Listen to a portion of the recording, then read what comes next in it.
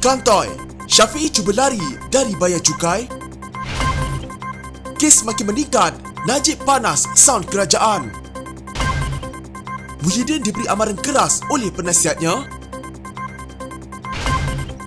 Najib cadang tukar parlimen kepada hospital.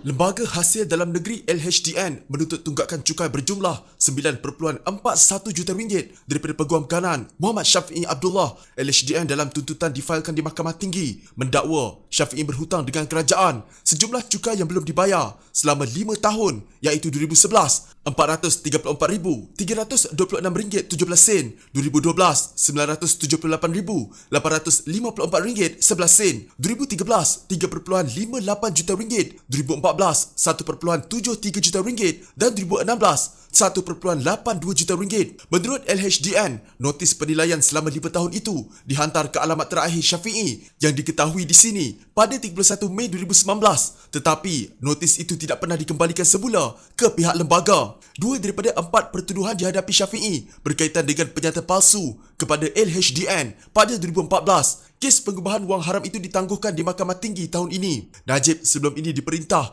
membayar tunggakan cukai tambahan berjumlah 1.69 bilion ringgit bagi tempoh 2011 hingga 2017 dan satu notis kebangkrapan dikeluarkan terhadapnya kerana gagal membayar jumlah tersebut selepas LHDN menerima ringkasan penghakiman. Sejak itu Najib telah mengemukakan rayuan dan kini sedang menuntut penangguhan terhadap keputusan itu. Selain tuntutan tunggakan cukai LHDN, Syafiee yang mewakili Najib dalam perbicaraan kes 1MDB turut berdepan pertuduhan kes pengubahan wang haram berjumlah 9.5 juta ringgit yang didakwa diterima daripada bekas Perdana Menteri itu. Pada September 2018, Syafiee didakwa atas 2 tuduhan pengubahan wang haram dan 2 pertuduhan membuat kenyataan palsu yang dikaitkan dengan wang berjumlah 9.5 juta ringgit.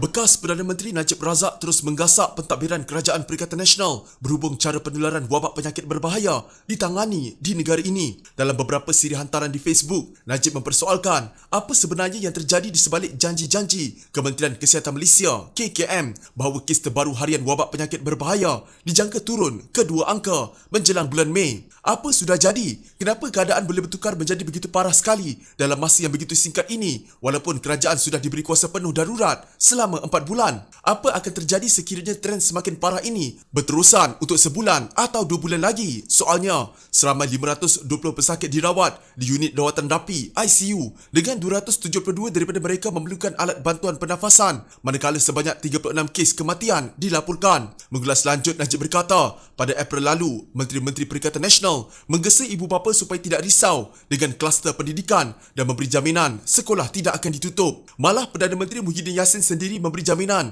kerajaan tidak akan melaksanakan Perintah Kawalan Pergerakan PKP menyeluruh seperti sebelum ini. Tapi tak sampai masa sebulan, PKP 3.0 menyeluruh dilaksanakan biarpun menjelang raya, katanya. Selain itu, menurut Najib, ribuan orang yang positif wabak penyakit berbahaya terpaksa beratus sampai ke jalan raya tiap-tiap hari untuk mendapat perhatian dari Pusat Penilaian Tahap Kesihatan. Dalam hantaran berasingan, Najib berkata pihak berkuasa akhirnya mengaku video-video tular yang menceritakan kesesakan melampau di Pusat Penilaian CAC Stadium Melawati Shah Alam adalah sahih. Mereka yang positif wabak penyakit berbahaya termasuk warga emas dan kanak-kanak terpaksa beratus hingga ke jalan raya untuk berjam-jam lamanya tanpa tempat membeli makanan atau minuman. Itu pun dikatakan perkara biasa dan tiada apa yang pelik. Perlu berlaku apa lagi sebelum ianya dikatakan pelik? Soalnya mengulas kenyataan yang mendakwa keadaan di CAC di Stadium Melawati adalah proses biasa dan tidak ada yang pelik. Dalam satu lagi hantaran, Najib berkongsi tweet KKM yang melaporkan Jabatan Perubatan Forensik Sungai Buloh terpaksa menyediakan kontena khas sebagai tambahan tempat menyimpan mayat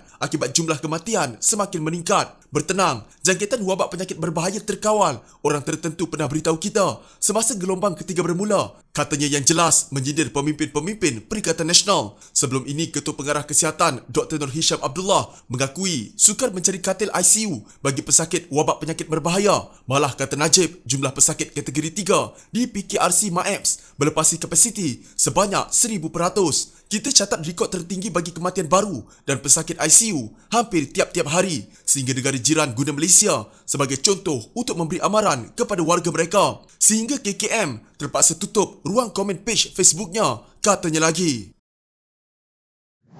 Perdana Menteri Muhyiddin Yassin diingatkan orang sekelilingnya termasuk beberapa menteri mengenai kemarahan rakyat yang semakin meningkat dengan harapan kerajaan akan menggunakan strategi komunikasi yang lebih baik untuk meredakan ketegangan menurut sumber. Bercakap kepada portal FMT, dua orang dalam Parti Bersatu itu berkata kerajaan gagal berkomunikasi secara berkesan dengan rakyat bergantung hanya pada data dan bukan kisah sebenar mengenai rakyat yang menderita wabak penyakit berbahaya. Ada beberapa kebenaran yang sukar yang perlu diketahui oleh Perdana Menteri. Kami telah sampaikan mesej itu. Sekiranya mereka tidak ambil perhatian, kerajaan mungkin tidak dapat melawan kemarahan itu, kata seorang sumber. Sumber itu berkata, kebanyakan pemimpin menyedari mereka mungkin sudah terlambat untuk meredakan kemarahan. Tetapi masih ada harapan kerana kita kerajaan tidak mahu adakan pilihan raya umum pada tahun ini. Katanya beberapa ahli parti tidak senang dengan cara kerajaan mentadbir negara. Kita seperti menyerah kepada semua orang tanpa memikirkan akibatnya. Kami tidak gembira apabila bazar Ramadan dibenarkan dibuka. Kita tersekat dalam tekanan,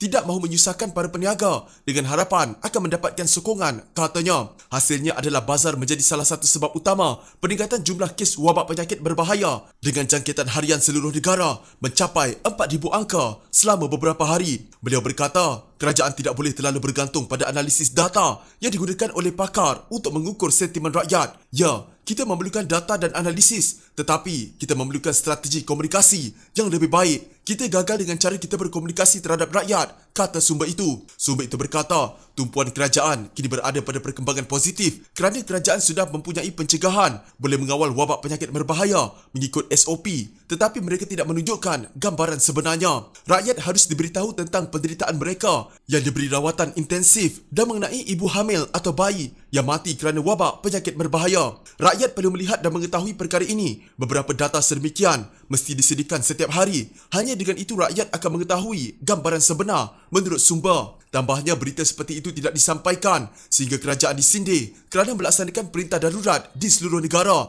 dan kerajaan hanya memberikan sejumlah angka kematian yang masih belum dapat disedari rakyat yang masih memandang ringan terhadap virus. Seorang lagi sumber dalaman Parti Bersatu berkata, pegawai sekeliling Perdana Menteri telah diberitahu terdapat kemarahan yang memuncak mengenai duit standard yang diamalkan oleh kerajaan. Lebih daripada PKP yang sedang berjalan, rakyat marah dengan duit standard. Amalan seperti ini harus dihentikan dan pembangkang akan cenderung menggunakan isu ini ketika pilihan raya, katanya kepada portal FMT. Di media sosial tanda pagar kerajaan gagal menjadi trend sejak pertengahan April. Sumber itu berkata, Muhyiddin telah diberitahu polis mesti menyiasat sesiapa sahaja termasuk menteri dan timbalan menteri jika mereka melanggar peraturan. Kata sumber, ahli parti juga memberitahu Perdana Menteri untuk tidak mengadakan pilihan raya umum pada tahun ini kerana kita cenderung untuk kalah. Perdana Menteri telah dimaklumkan bahawa rakyat mahukan keselamatan pekerjaan dan peningkatan ekonomi. Kita hanya dapat memenangkan hati dan fikiran rakyat jika perubahan ini dilakukan, atau mungkin sudah terlambat untuk kita menang ketika pilihan raya diadakan, tambahnya.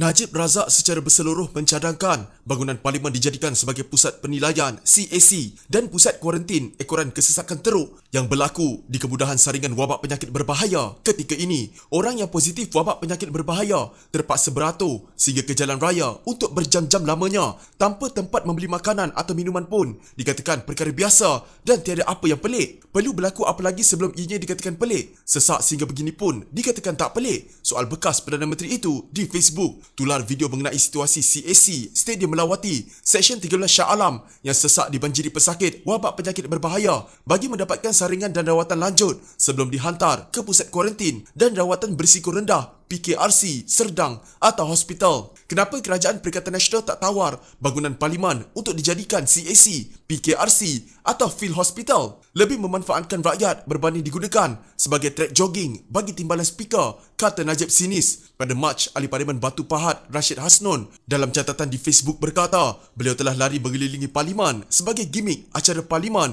Virtual Run 2021.